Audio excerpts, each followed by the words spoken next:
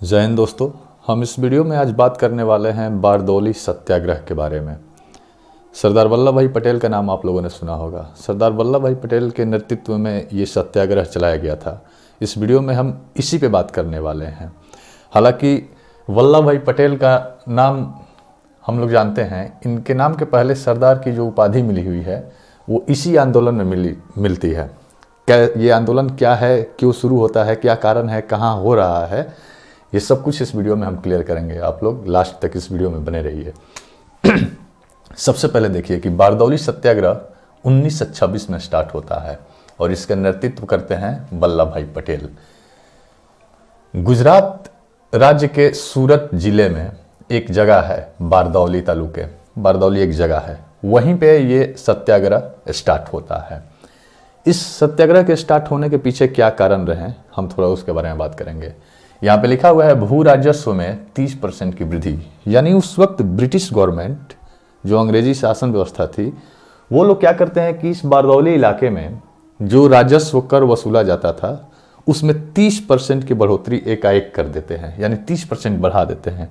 अब देखिए, जब 30% वृद्धि की जाती है तो वहाँ यानी बारदौली के जो कांग्रेस के लीडर हैं, नेता हैं, और साथ ही साथ जो स्थानीय लोग हैं, वो इस बढ़ती हुई कर वृद्धि को मतलब देखते हुए एक विद्रोह कर देते हैं। एक विद्रोह हो जाता है और विद्रोह इतना व्यापक तौर पे होने लगता है कि जो सत्याग्रही हैं यानी आंदोलनकारी हैं, वो क्या करते हैं, और कांग्रेसी नेता कहते हैं कि एक जांच बैठाया जाए। ब्रिटिश गवर्नमेंट एक जांच बैठाए और ये तय करे कि जो 30% भू राजस्व की बढ़ोतरी की गई है क्या वो सही है। और इसके लिए एक जांच आयोग बैठता है जिसका नाम रहता है बारदौली जांच आयोग। ये ब्रिटिश गवर्नमेंट मतलब एक जांच आयोग बैठाती है। ये जांच आयोग अपनी रिपोर्ट देते हैं और उस रिपोर्ट में ये बताते हैं कि जो 30% का कर वृद्धि किया गया है वो अन्यायपूर्ण है और अनुचित है। यानी ये कर जो बढ़ाया गया है, टैक्सेशन, ये सही नहीं है। अब देखिए आगे क्या होता है। ये 1926 का दौर है और इसी 1926 के आंदोलन के दौर में ही महिलाएं भी इसमें सक्रिय मतलब रही थी इस आंदोलन में, और महिलाओं ने सरदार की उपाधि दे दी किसको, वल्लभ भाई पटेल को। तो 1926 में सरदार की उपाधि दी जाती है वल्लभ भाई पटेल को, और इनको हम लोग इसी समय से इनका नाम जानने लगते हैं, सरदार वल्लभ भाई पटेल। ये चीज आप लोग याद रखिएगा। अब देखिए आगे क्या होता है। जब वल्लभ भाई पटेल इस आंदोलन से जुड़ते हैं तो वो सारे लोगों को कहते हैं कि कोई भी जो टैक्स 30% बढ़ा हुआ है वो नहीं देगा, यानी लोगों को मना करते हैं।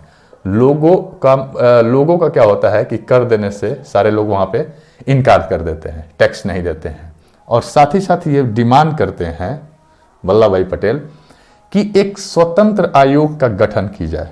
मतलब सरकार एक स्वतंत्र आयोग की गठन करे और ये जांच बैठाए कि 30% जो कर की वृद्धि हुई है भू राजस्व में, जो लगान देना है, भू राजस्व का मतलब लगान हुआ, वो सही है। अब ये डिमांड होने लगती है पटेल साहब की तरफ से कि स्वतंत्र आयोग की गठन की जाए। आंदोलन को चलाना है, सरकार तो ये बात सुन नहीं रही है, आंदोलन को चलाना है। सरदार पटेल क्या करते हैं कि 13 छावनियों की स्थापना करते हैं बारदौली तालुकों में और उससे बाहर। छावनी का मतलब होता है कि संगठन को चलाने के लिए यानी आंदोलन को बढ़ाने के लिए 13 अलग अलग जगहों पर, मतलब संगठन के लिए एक क्षेत्र विशेष एक नियोजित करते हैं कि यहाँ पे कुछ आंदोलनकारी रहेंगे, कुछ यहाँ पे रहेंगे, और इसका मुख्य उद्देश्य रहता है कि अलग अलग तालुके से जो लोग आ रहे हैं वो जुड़ते जाएं और संगठन आंदोलन बड़ा होता चला जाए। इसका मुख्य उद्देश्य यही था। साथ ही साथ बारदौली सत्याग्रह पत्रिका का एक प्रकाशन करते हैं। इस पत्रिका का प्रकाशन करने का मुख्य उद्देश्य सिर्फ यही होता है कि आंदोलन को बड़ा बनाया जाए और लोग इसमें ज्यादा से ज्यादा आए साथ में। फिर एक बौद्धिक संगठन का स्थापना करते हैं। इस बौद्धिक संगठन का स्थापना करने का मकसद सिर्फ यही होता है सरदार पटेल को कि वो जो लोग आंदोलन में भाग ले रहे थे उनको शिक्षित करना था कि आंदोलन किस प्रकार से चलना चाहिए। यानी आंदोलन हिंसा से ना हो, हिंसा ना हो, सिर्फ अहिंसा को ही मुख्य केंद्र में रखा जाए और आंदोलन को आगे बढ़ाया जाए। तो यहाँ पे लोगों को प्रशिक्षित किया जाता था, समझाया जाता था। अब देखिए क्या होता है। यहाँ एक चीज आप लोग देख रहे हैं, ये आंदोलन लिखे हुए हैं, शॉर्ट फॉर्म में है, आंदोलन, विरोध और सामाजिक बहिष्कार। उस वक्त जब विरोध हो रहा था, मतलब 30% जो कर बढ़ा हुआ है उसका विरोध हो रहा था, तो कुछ लोग उस वक्त भी थे जो कह रहे थे कि ये जो आंदोलन हो रहा है वो अच्छा नहीं है। मतलब वो लोग सीधा सीधा ये मंजूर कर लिए थे कि 30% जो लगान है हम लोग देंगे, लेकिन हम लोग आंदोलन नहीं करेंगे। अब सरदार पटेल और सरदार पटेल के साथ जो सत्याग्रही हैं उन लोगों को ये बात अच्छी नहीं लगी। वो लोग क्या करते हैं कि जो आंदोलन का विरोध कर रहे थे उनका सामाजिक बहिष्कार कर देते हैं।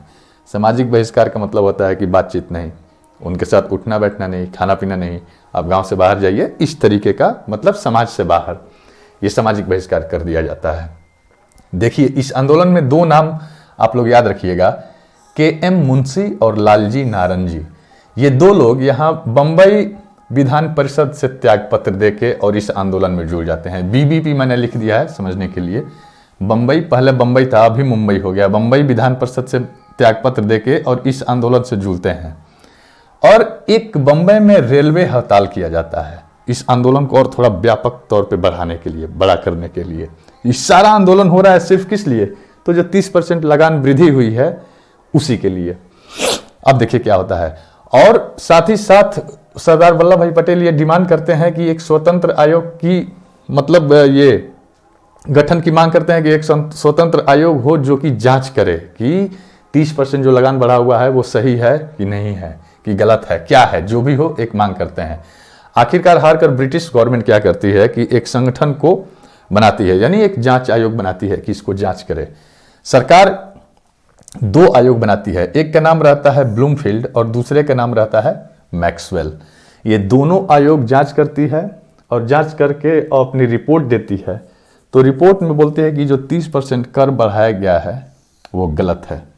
मतलब ये जांच आयोग गलत ठहरा देता है कि 30% कर नहीं बढ़ना चाहिए, गलत हो जाता है।